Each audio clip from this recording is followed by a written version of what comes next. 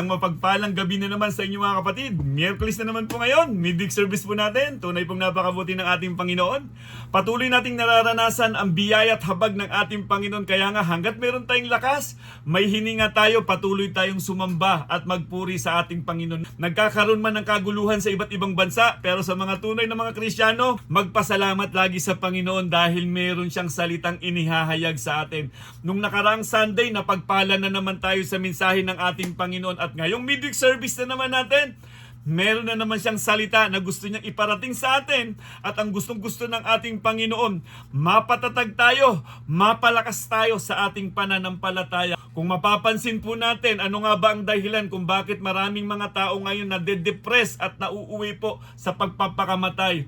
May malaki pong kinalaman dito, yung utang o yung pagkabaon sa utang. So paano nga ba talaga natin ito mapapaglabanan bilang isang tunay na Kristiyano? So mga kapatid, naway handa na po kayo sa gabing ito at patuloy nating ipanalangin na matanggap natin ang mensahe ng buong buo at maging kapangyarihan natin ito sa araw-araw ng ating buhay. Maraming temptation na kinakaharap ang mga tunay na Kristiyano. Hindi naman exempted ang mga tunay na Kristiyano, pero ang pinakamahalaga, meron tayong banal na Espiritu ng Diyos na siyang tumutulong sa atin, gumagabay sa atin. Huwag nating patitigasin ang ating puso kapag narinig na natin ang panawagan ng banal na Espiritu sa buhay natin. Huwag nating hahadlangan ang ningas ng banal na Espiritu sa mga tunay na Kristiyano. So mga kapatid, buksan po natin ang ating mga Biblia sa Roma chapter 13 verse 8 to 10. Hallelujah! Napakaganda po nito mga kapatid. Sabi po dito, huwag kayong manatiling may utang kanino man, maliban sa utang ng pagmamahalan, sapagkat ang nagmamahal sa kapwa ay tumutupad sa kautusan. Hallelujah! Ito ang mga utos. Huwag kang mangangalunya, huwag kang papatay, huwag kang magnanakaw, huwag kang magbigay ng maling patotoo, huwag kang mag-iimbot. At kung may iba pang utos, ito ay nakapaloob sa salitang ito.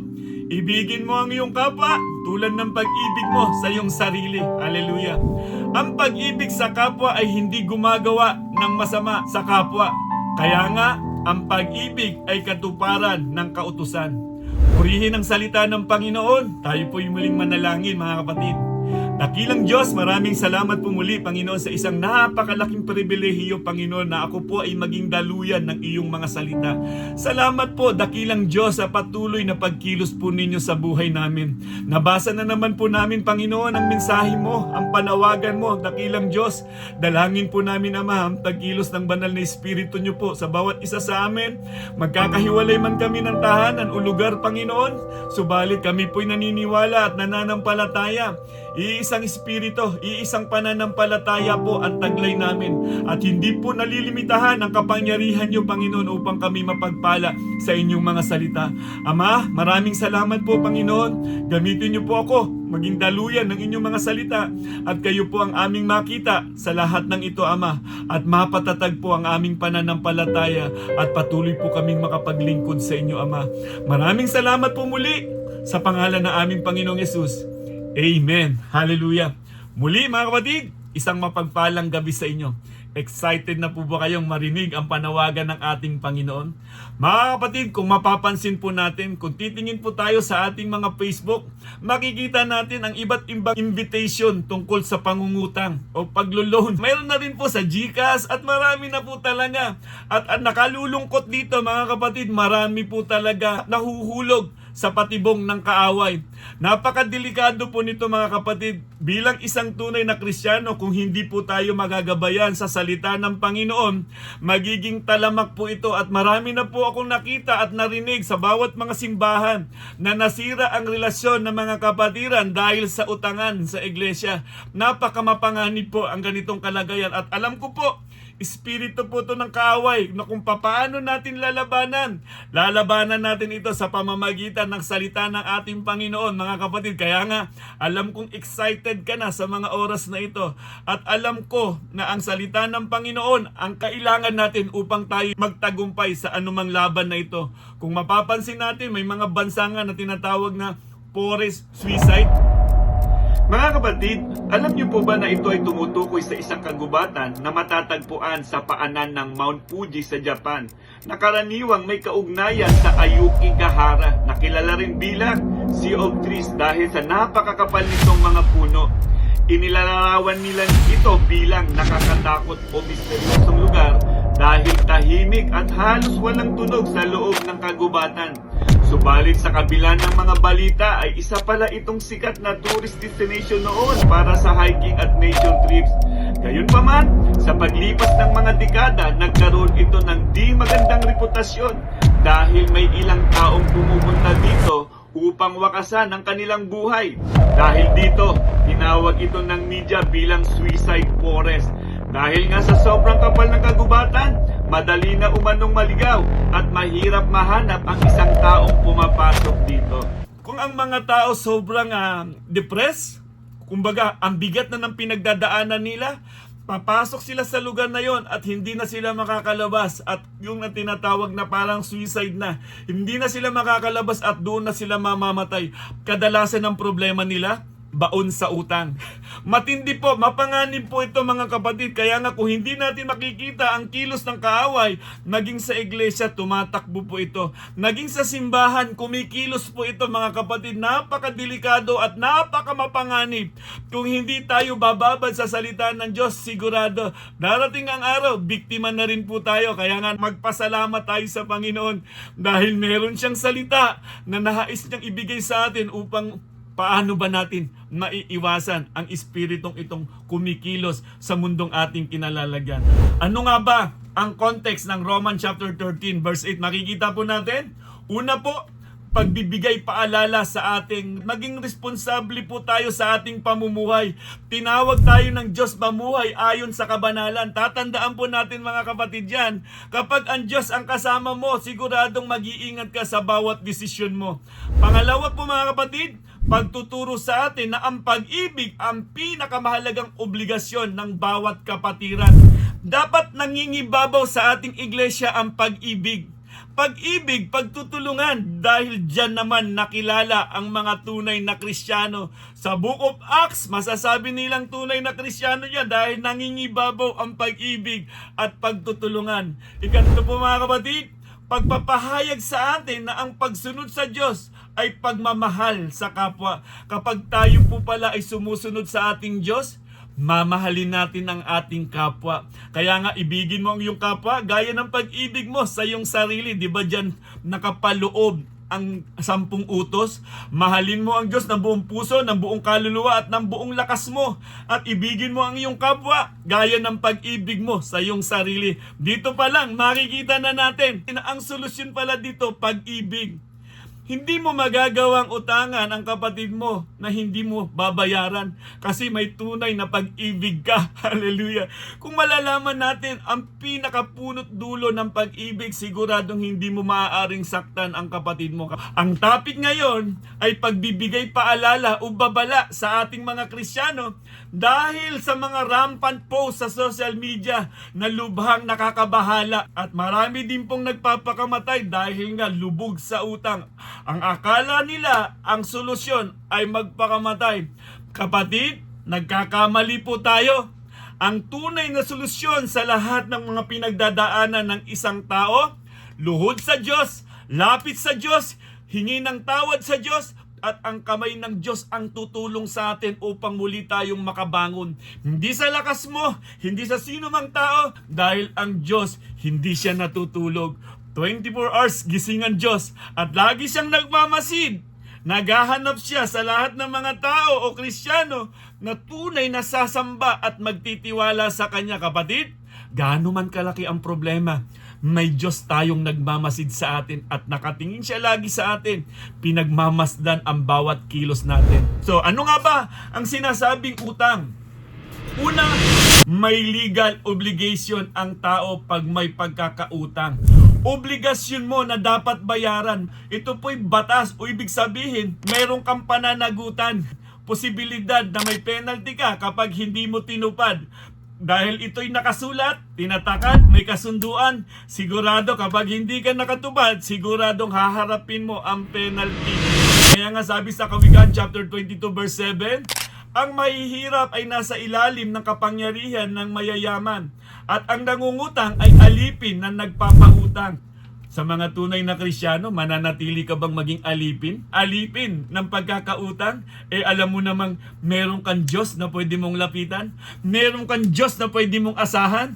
Kapag may utang, nawawala ang kalayaan. Ibig sabihin, umiiksi ang mundo mo, kapatid, dahil marami kang pagtataguan, dahil yung kalayaan na meron ka sa lahat na pwede mo sanang puntahan, hallelujah, dahil nga may utang ka. At yan, madalas sa simbahan, nakikita natin kapag hindi ka nakapagbayad sa takdang panahon, meron kayong usapan ng kapatid mo at meron na kayong mga gawain na dapat puntahan, tinitignan mo kung nandun si brother, si sister na pinagkakautangan mo, at kapag nalaman mo na naroon siya, dahil nga wala ka pang sapat na pambayad, minsan iiwas ka pa.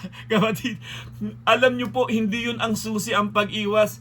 Harapin mo, puntahan mo, pwede kang magsalita, pwede kang magsabi, pasensya na, medyo wala pa ako ngayon. So mga kapatid, tandaan po natin, mahigit na mahalaga ang kapatiran, higit na mahalaga ang relasyon. Ano nga ba pag sinabing utang?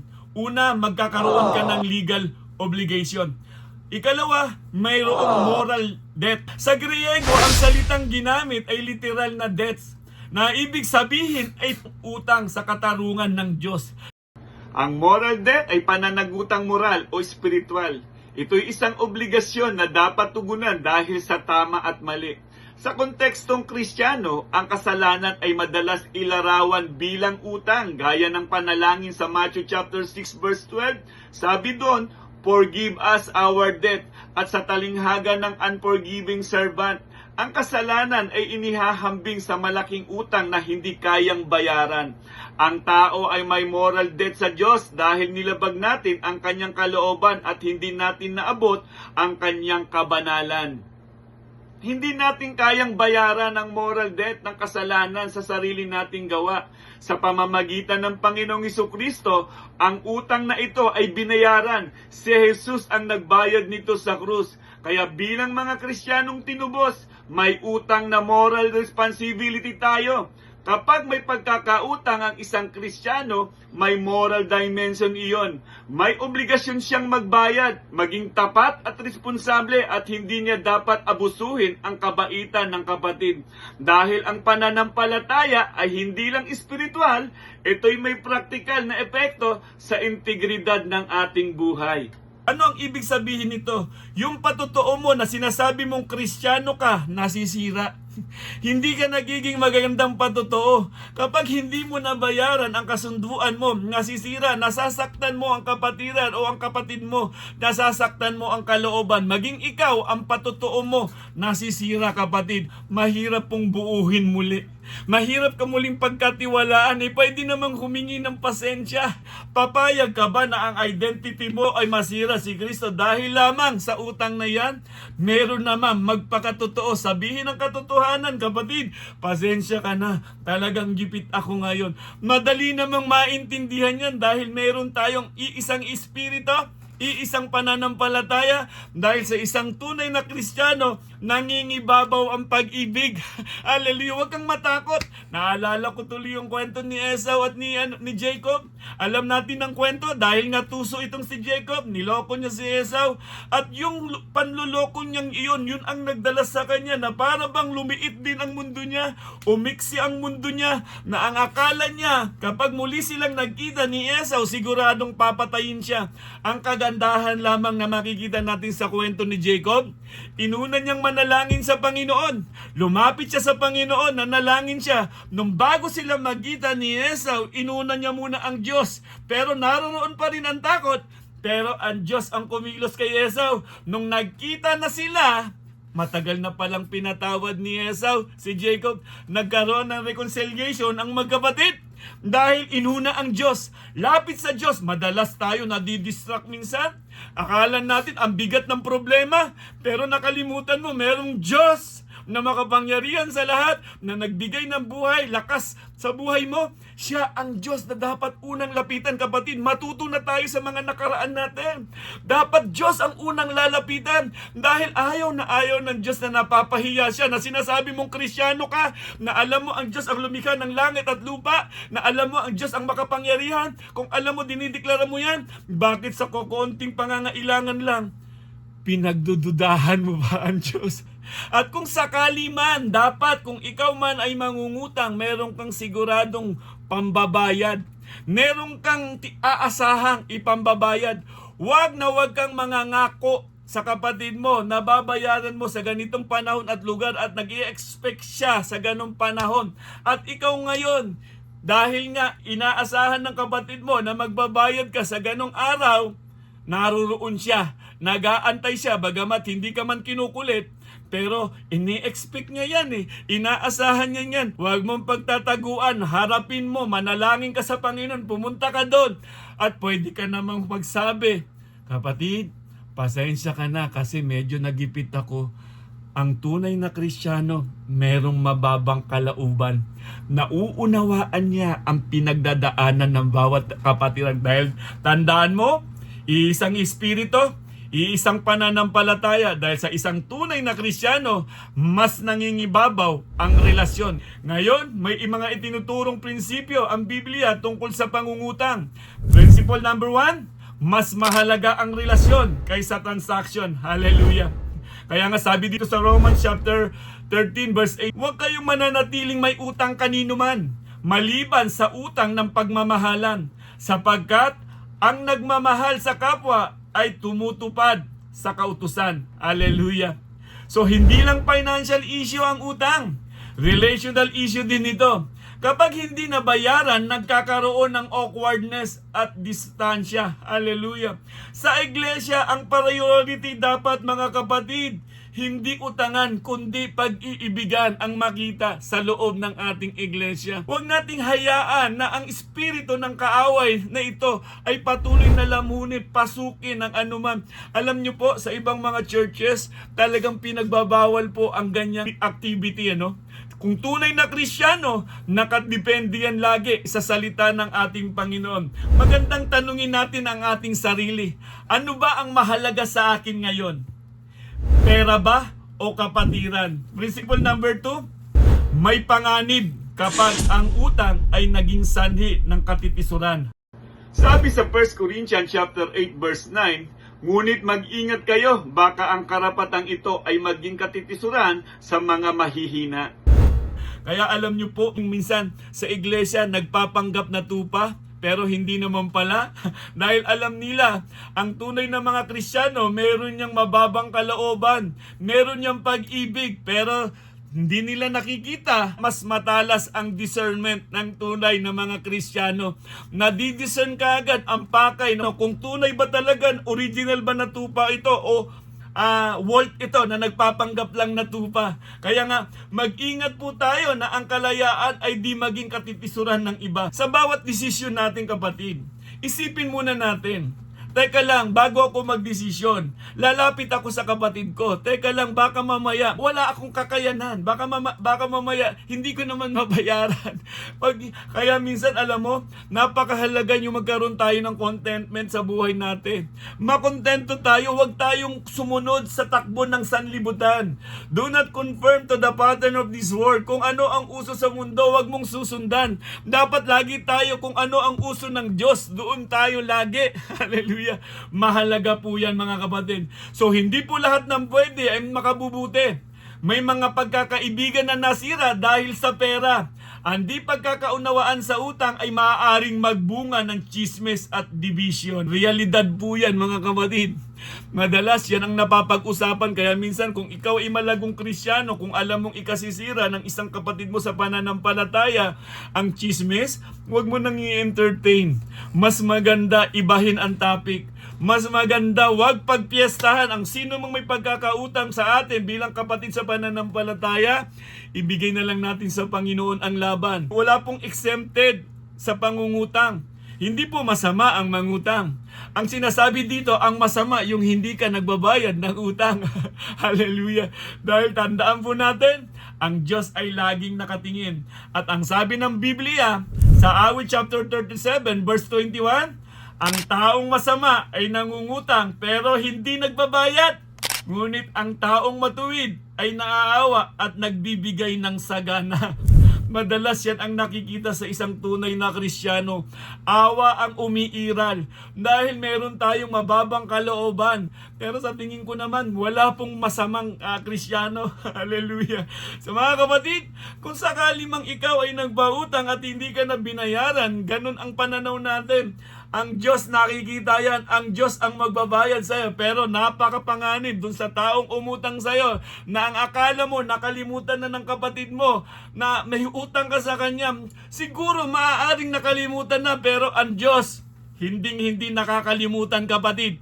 Dahil nung panahon na may pangangailangan ka, alam ng Diyos na may pangangailangan ka pero ang Diyos nagmamasid lang siya. Pinagmamasdan ka lang niya kung ikaw ba ay luluhod sa Diyos o mas lalapitan mo yung taong alam mong magbibigay sa iyo ng solusyon.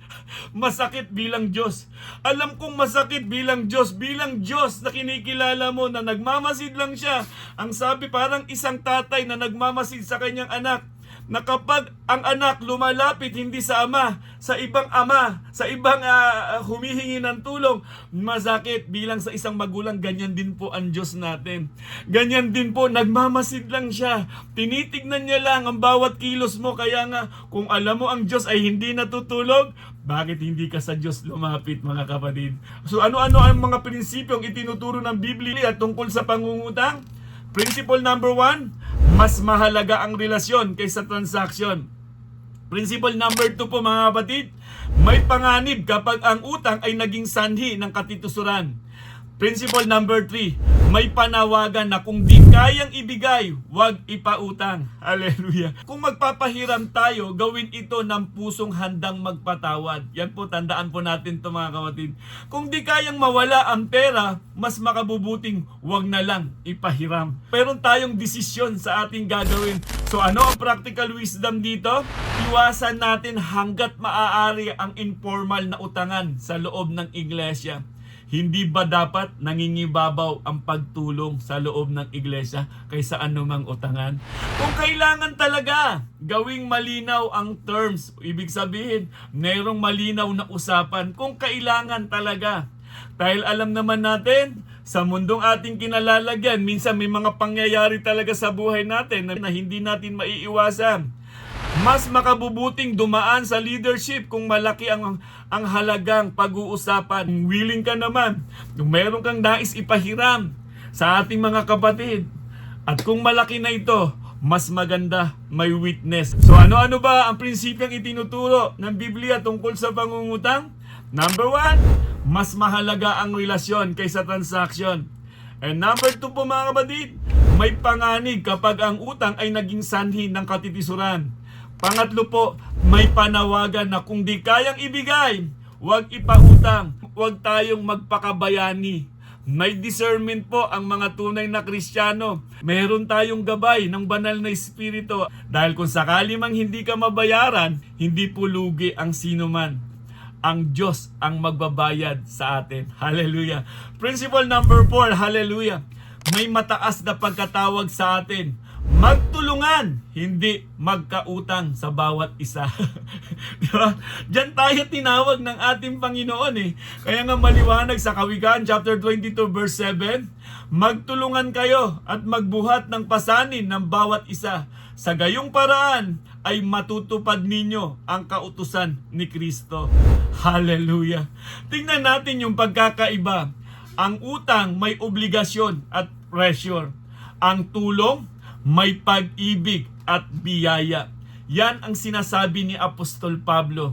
Kung nais man daw natin yung utang ng pag-ibig, dahil kapag pag-ibig ang ugat ng lahat, siguradong magpapatuloy yan. Hindi masisira ang relasyong binuo ng tunay na pag-ibig.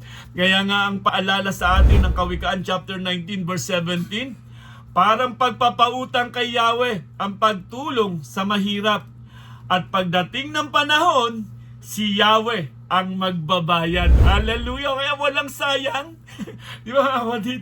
Walang sayang. Kaya kung sakali mang na-11 ka, hindi ka pa rin lugi dahil si Yahweh ang magbibigay sa atin, ang magbabayad sa atin.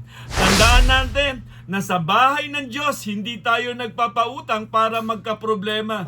Nagtutulungan tayo para manatiling buo ang pamilya natin kay Kristo. Hallelujah! Kailan daw dapat kailangan mangutang ang isang Kristiyano? Kapag ito ay pangangailangan, hindi luho. Hallelujah! Kawikaan chapter 21 verse 20, ang taong marunong ay pinaghahandaan ang kanyang kinabukasan. Ngunit ang mangmang, winawaldas ang lahat hanggang maubusan. Kaya nga mga kapatid, ang susi sa lahat ng ito, makinig lagi tayo sa salita ng Panginoon upang hindi tayo maligaw sa landas na ating tinatahak. So, ano ang mga dapat itanong sa sarili bago mangutang? Magandang tanong niya mga kapatid, di ba? Ano ang mga dapat itanong sa sarili bago mangutang? Mga kapatid, hindi po masama na mangutang. Hindi po nagiging masama na lamang ito kung ano ang motibo mo sa pangungutang mo. Ito ba'y pangungutang na para lang makasunod sa uso? Delikado pa mga kapatid. Ito ba'y emergency? Gaya ng medical o basic survival? O gusto ko lang ma-maintain ang lifestyle ko, kaya ako nangungutang. Gusto ko nakita na angat ako sa iba. Kumbaga, hindi na kaya. Gusto mo, naroon ka pa rin sa mataas na kalagayan. So, kailan lang dapat mangutang ang isang Kristiyano? Ikalawa, kapag may malinaw na plano ng pagbabayad. Sa Romans chapter 13 verse 8, ang sabi dito, tandaan po natin mga kapatid, huwag kayong mananatiling may utang kanino man, maliban sa utang ng pagmamahalan, sapagkat nagmamahal sa kapwa ay tumutupad sa kautusan. Hallelujah! Huwag manatili sa utang. Bago mangutang ay siguraduhin muna kung may stable income ba ako? May timeline ba ang bayaran? May realistic bang computation? Kung wala, delikado yan kapatid. Itong mahalagang tanong sa ating pagtatapos, paano natin maiiwasan ngayon ang mangutang? May practical formula para sa ating iglesia. Unang-una po mga kapatid, madalas kong sinasabi, God first. Hallelujah! Mag-tithes po tayo mga kapatid. Baka nagkukulang tayo, baka ang akala natin lahat ng kinikita natin pangluho o panggastos natin. Nakakalimutan nating ibigay ang para sa Panginoon dahil may pangako ang Diyos. Hallelujah! Ibubuhos niyo daw sa atin ng siksik, liglig at umaapaw. Bubuksan niya ang durungawan ng bawat bintana sa langit upang tayo'y pagpalain. Dapat, una ang Diyos. Kapag una ang Diyos, dapat nagtatites ang tunay na Kristiyano. Matutong mamuhay ayon sa kakayahan. Huwag kang lalampas kapatid. Ayon sa iyong kinikita, ayon sa iyong income, mamuhay ka ng dyan lamang sa ganyang kalagayan. Magkaroon ng emergency fund. Mahalaga yan na meron tayong itinatabi. Sa bawat kita o sweldo natin, mahalaga na nag-iipon tayo dahil minsan nangyayari ang mga emergency na hindi natin inaasahan. So iwasan ang impulsive buying. Madalas, pag nakita natin ang ganda ng cellphone, gusto ko makasunod sa uso. Minsan kahit andyan, ang dali na lang, iswipe ang credit card. Swipe dito, bahala na kung kailan ko ito babayaran. As madalas din, kapag pupunta tayo ng mga mall, marami dyan, hindi nawawala. Kung napapansin nyo ito, hindi nawawala ang mga sales. Laging may sale dyan, 50% off o ano man yan, 70% off. Yan minsan ang atake ng kaaway. Kaya kapag impulsive buyer ka, siguradong mababaon ka sa utang at delikado iyan at darating ang panahon, yung sweldo mo, pambayad mo na lang sa utang ay papaano na yung darating na araw na pangangailangan ng pamilya. Pangalima, mag-budget tayo buwan-buwan. Mahalagang meron tayong budget buwan-buwan. Huwag po natin minsan, alam naman natin may pangangailangan tayo, mahalaga ang bigas sa ating tahanan. Huwag po tayong bibili lang na parang pakilo-kilo lang. Mas maganda mag-budget tayo. Pumunta tayo sa lugar kung saan makakabili ng mura. Kasi mas malaki ang nawawala kung isa-isang kilo lang ang bili natin. Imbes na makakatipid naman sana tayo, paglaanan po natin yung para sa pamilya kaysa sa anumang mga bagay. Mag-budget tayo buwan-buwan. Mahalaga po yan mga kapatid. Pang-anim po mga kapatid, magdasal bago magdesisyon. Mahalaga yan, kapatid. Humingi tayo ng gabay sa Diyos. Bago ka magdesisyon, manalangin ka muna, kapatid. Huwag kang basta-bastang papasok sa isang desisyon na alam mong makukompromiso ang pananampalataya mo. Yung identity ni Kristo masisira. Napakadelikado, kapatid. Kaya nga, mga kapatid, mahalagang paalala sa atin to habang nabubuhay tayo sa mundong ito. Tandaan natin, Romans chapter 13 verse 8, huwag kayong manatiling may utang kanino man, maliban sa utang ng pagmamahalan, sapagkat ang nagmamahal sa kapwa ay tumutupad sa kautusan. Mahalagang paalala yan, mga kapatid. Alam niyo po bang may utang tayo? Alam po bang meron tayong utang na hindi natin kayang bayaran? Ang kasalanan. Binayaran ng ating Panginoong Jesucristo doon sa krus ng Kalbaryo. Namatay siya para bayaran ang lahat ng ating mga utang. Kaya nga sabi doon sa John 3:16, gayon na lamang ang pag-ibig ng Diyos sa sanlibutan, kaya't ibinigay niya ang kanyang bugtong na anak na ang sino mang sumampalataya ay hindi mapahamak, kundi magkaroon ng buhay na walang hanggan. Dahil sa utang nating kasalanan, kung walang Kristong namatay doon sa krus ng Kalbaryo, kung hindi tayo binayaran ng dugo ni Kristo doon sa krus ng Kalbaryo, kung hindi nabayubay si Kristo doon sa krus ng Kalbaryo, walang pwedeng magbayad ng ating mga utang. Si Kristo ang sapat na kabayaran sa lahat ng ating mga kasalanan. Pinawi na ng Diyos. Wala na tayong dapat alalahanin pa. Wala nang talab ang anumang sakripisyo na ginagawa ng mga tao. Minsan lang ginawa ng Diyos ang mamatay doon sa krus ng Kalbaryo para sa ating mga kasalanan. At ngayon, mga kapatid, binayaran na ni Kristo ang lahat ng ating mga utang sa espiritual na kalagayan. At ngayon, nakatitiyak na tayo ng kaligtasan na kay Kristo. Kaya nga, nang sabihin ng Panginoong Jesucristo doon sa krus ng Kalbaryo, ang huling salita na sinabi niya, Tetelestai, ibig sabihin, naganap na, natapos na ang lahat ng sakripisyo dahil sa ginawa ng ating Panginoong Jesucristo. Kapatid, ngayong malaya na tayong lumapit sa ating Panginoon, bakit hindi natin siya laging unahin sa buhay natin? Sa pagdidesisyon natin, dapat lagi nating unahin ang Diyos. Sa bawat desisyon na ginagawa natin, kapatid, baka masaktan natin ang Diyos kapag hindi natin siya inuuna. Sa pagluhod natin sa Panginoon, ang gusto ng Panginoon, lagi tayong lumalapit sa Kanya dahil siya ang unang nagmahal sa atin, kapatid. Merong Diyos na gumagabay sa atin. Ano man hirap na ating pinagdadaanan na ang akala mo wala nang solusyon, pero kapag lumapit ka sa Diyos, siguradong may solusyon, kapatid. Alam ng Diyos kung gaano kabigat ang problema ng bawat isa sa atin. Siya ang dapat na maging number 1 sa buhay natin, kapatid. Dapat ang pamantayan ng Diyos ang ina-apply natin sa araw-araw ng ating buhay. Huwag tayong makiayon sa takbo ng sanlibutan. Mas magandang sikat ka sa Diyos kaysa sikat ka sa mundo. Mas magandang kilala ka ng Diyos kaysa kilala ka ng mundo. Kahit kilalanin ka man ng mundo pero hindi ka kilala ng Diyos, mapanganib ang ganyang kalagayan. Kaya nga, magpatuloy tayong maglingkod sa ating Panginoon. Manatili sa buhay natin ang pag-ibig sa kapwa, sa bawat isa, sa bawat kapatiran. Mangibabaw nawa ang pag-ibig ng Diyos sa bawat isa sa atin. So mga kapatid, naway napagpala na naman tayo sa isang napakagandang panawagan ng ating Panginoon. Tandaan po natin, ang utang na hindi natin kayang bayaran, ang kasalanan, binayaran na ni Kristo doon sa krus ng Kalbaryo. Meron na tayong kapayapaan, meron na tayong kalayaan na maglingkod sa ating Panginoong Jesucristo. Wala na pong gap, wala na pong namamagitan. Kung sinasabi ni Satanas, may kadena pang nakatali sa'yo, wala na dahil pinutol na ng ating Panginoong Jesucristo yan. At ngayon, kapatid, panghawakan mo ang pangako ng Panginoon. Hindi kita iiwan, hindi kita pababayaan.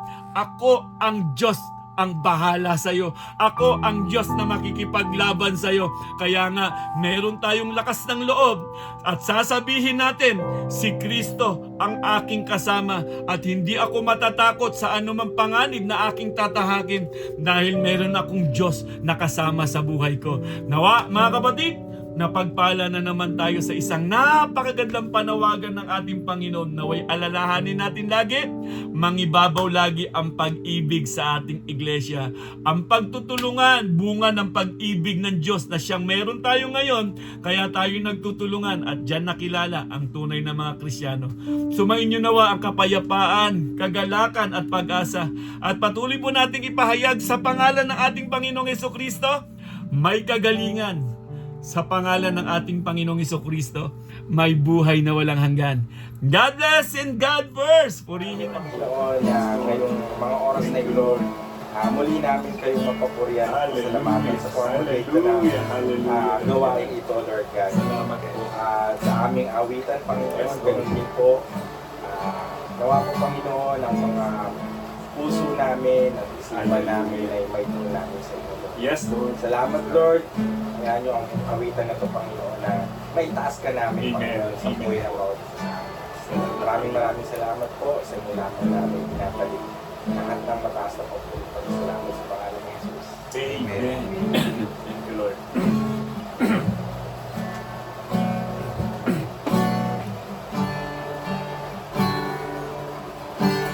Yes, Lord.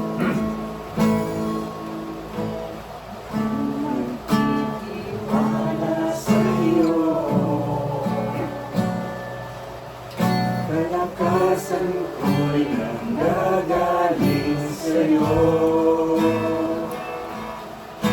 Ako'y nagtitiwala sa'yo. Salita mo ang tanging sandigan ko. Kahit anumang panahon, mabigat man ang maging sitwasyon, ikaw lamang ang sandigan, Panginoong Jesus. Ako'y nagtitiwala sa'yo. Kalakasan ko'y nanggagaling sa'yo.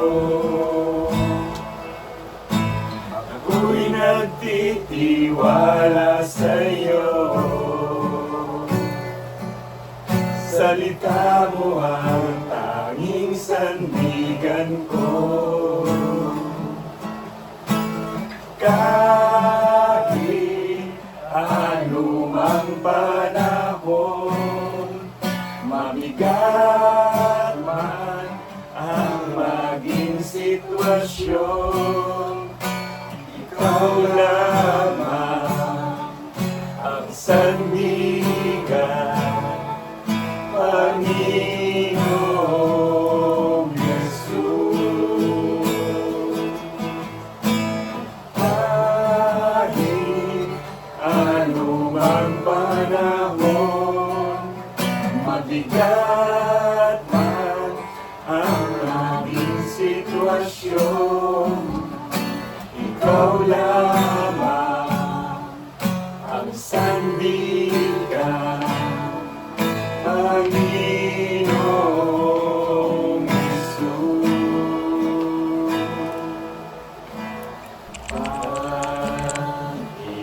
Pag-ibig mo ay sapat, awa mo'y para sa lahat.